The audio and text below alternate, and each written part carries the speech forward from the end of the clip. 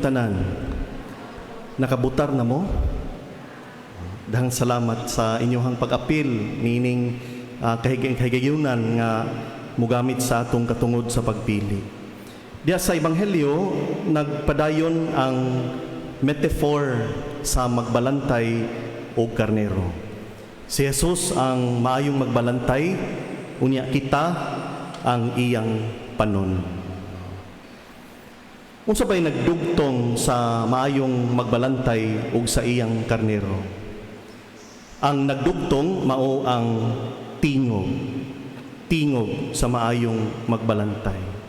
Matud sa Ebanghelyo, mingon si Jesus, ang akong mga karnero na minaw sa akong tingog. Tingali importanteng mangutana sa atong panahon, unsaon man nato pagpaminaw sa tingog sa maayong magbalantay. Unya moingon kita nga isip tubag nga padayon kitang makadungog sa tingog sa maayong magbalantay pinaagi sa balaang kasulatan sa atong pagpaminaw sa pulong sa Dios.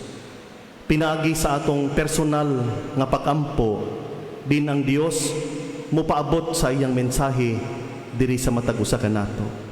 Ug bisan sa atong kasinatian matag adlaw nagasulti diya sa atong kasing-kasing ang maayong magbalantay. Pinagi niini padayon kita nga gigiyahan sa maayong magbalantay. Pero ultimately unsa bay ilhanan nga ang maayong magbalantay ang atong gipaminaw.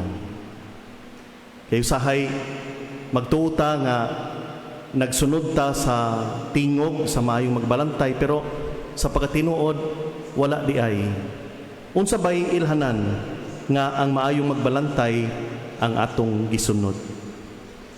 Ngaigsuon mutubag kita sa mga pangutana pinagi sa pag-ingon ang ilhanan nga ang maayong magbalantay ang atong gisunod mao ang bunga niini sa atong kinabuhi. Kung diha sa atong kinabuhi namunga kita og paghigugma, pagpasaylo, kalinaw ug kalipay sa atong dughan, kini mga ilhanan nga tinuod gayud kita nga naminaw sa iyang tingog. Iniguman sa eleksyon kung mag-away gihapon ta, buti pasabot ana basig laing tingog ang atong gipaminaw. Kung human sa eleksyon, adunay kasuko, walay pagbinatiay, basig laing tingog ang atong gipamati. Maigsuon, magampo ta nga mapausanon untang maminaw ang tanan sa tingog ni Jesus aron kining maong pagpaminaw mamunga og daghan diya sa atong kinabuhi. Amen.